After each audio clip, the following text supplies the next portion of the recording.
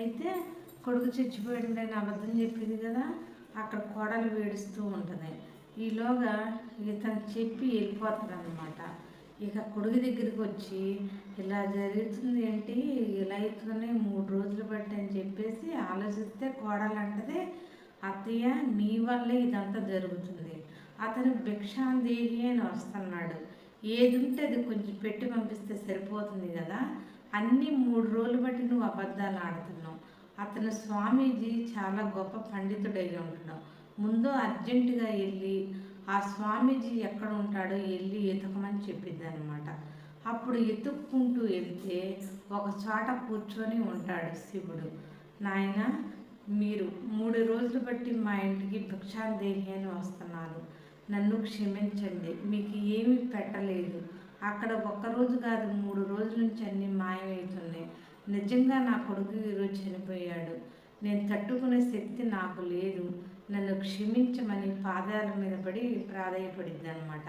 అప్పుడు శివుడు మారువేషంలో ఉన్నాడు కదా, నిజస్వరూపంగా చక్కగా శివుడు మామూలు రూపంలోకి వస్తాడనమాట. శివుడు వచ్చినప్పుడు, స్వామి మీరా, నన్ను క్షమించండి, క్షమించు స్వామి, మీ దర్శన భాగ్యం నాకు కలిగింది, నేను ఇక నుంచి ఈ పిసినారితనం ఇవన్నీ చేయను, నా కొడుకుని బతికించండి, ఆ శిక్ష ఏదో నాకు వేయి స్వామి అని చెప్పేసి ఆ శివుడు కనిపించేసరికి కోడలు కొడుకు కూడా లెగుస్తాడు.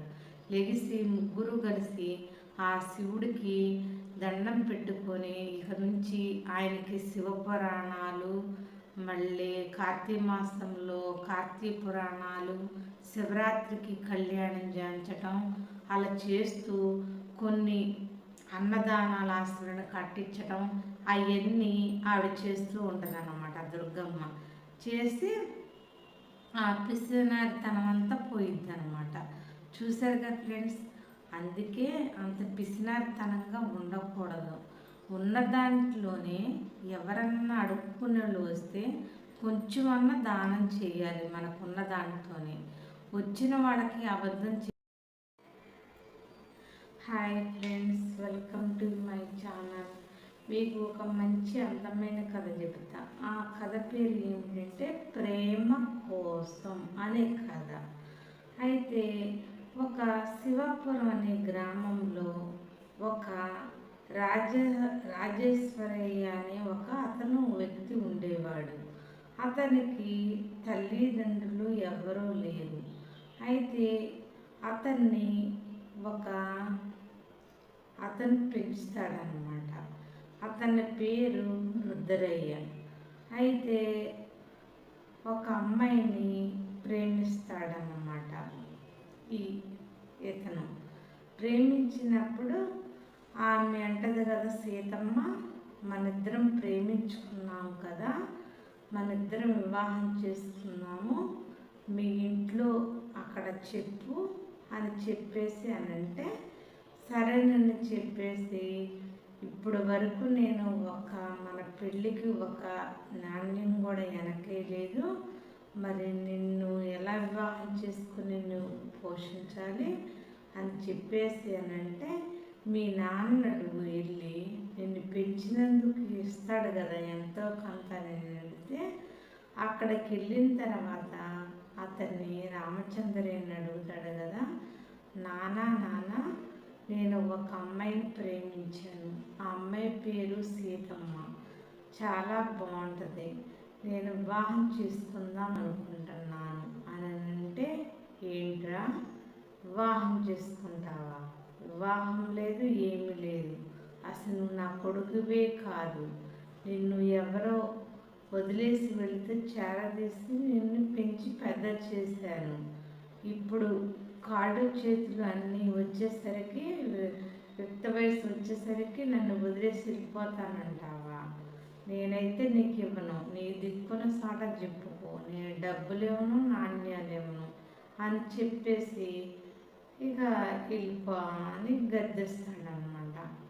నిన్ను తండ్రిలాగే భావించి నిన్ను నానా అని ఎందుకు పిలుస్తున్నాను అర్థం చేసుకొని మా ఇద్దరు వివాహం చేయి నాన్న, కావాలంటే పెళ్ళైన తర్వాత కూడా నీకు పని చేసి పెడతాను అని చెప్పి ఎంత ప్రాధేయపడ్డా కూడా అతను వినడనమాట.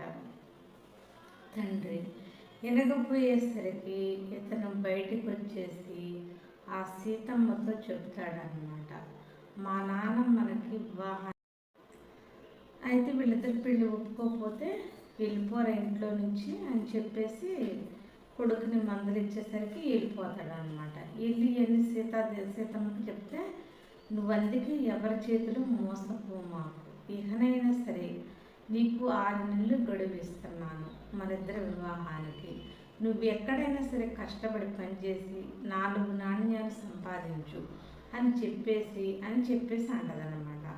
సరేనని పక్క గ్రామానికి బయలుదేరి పనికి వెళ్తూ ఉంటాడనమాట. అయితే ఒక అడవిలో ఒక అవ్వ కట్టెలు కొట్టుకొని ఆ కట్టెలు మోపుని నెత్తి మీద పెట్టుకొని ఆయాస పడుతూ నడుస్తూ వస్తూ ఉంటుంది. ఇతను ఎవరైనా కష్టపడుతుంటే చూడలేడనమాట ఈ రామచంద్రయ్య. అయితే అవ్వ, నువ్వు చాలా నీరసంగా ఉన్నావు కదా, ఆ కట్టెల మూపిని నువ్వు ఎలా మోస్తావు, నాకు ఇవ్వు, నేను తీసుకెళ్ళి మీ ఇంటి దగ్గర పెడతాను అని చెప్పేసి అని అంటది. అయ్యా, నీకెవరు లేరా అని అడుగుతాడనమాట. నాకు ఎవరు లేరు నాయన, నేను ఒక్కదాన్నే పని చేసుకుంటూ ఉంటాను, ఖాళీగా కూర్చుంటే నాకు ఇష్టం ఉండదు, ఈ కట్టెలను తీసుకెళ్ళి అమ్ముకుంటూ ఉంటాను, నాకు పాడగేదెలు కూడా ఉన్నాయి నాయన అని చెప్పేసి అని అంటుంది. సరేనని ఇంటికి వెళ్ళిన తర్వాత ఒక నాణ్యం ఇచ్చేసి, నీ శ్రమ ఫలితంగా ఈ నాణ్యాన్ని ఇస్తున్నాను, తీసుకో నాయన, మరి నువ్వేం పని చేస్తావు ఏంటనంటే జరిగినదంతా అవ్వకి చెప్తాడనమాట. అవ్వ అంటది కదా, నువ్వు నా దగ్గర 6 నెలల పాటు చేయి పని, నాకు 4 నాణ్యాలు నీకు ఇస్తాను, ఒక మంచి బహుమతి కూడా నీకు ఇస్తాను, నేను చెప్పిన పని నువ్వు చేయి అని చెప్పేసి రామచంద్రుని అడిగింది. సరే అబ్బా, ఏమీ పనులు చేయాలో అడిగి చెప్తే, ఇలా పాడగేదెలను శుభ్రం చేసి పాలు పిచ్చికి పక్కన అమ్మేసి అడవికి వెళ్ళి కట్టెలు తెచ్చి పక్కన అమ్ముకొని రావాలి పక్క గ్రామానికి వెళ్ళి అని చెప్పేసి అంటది.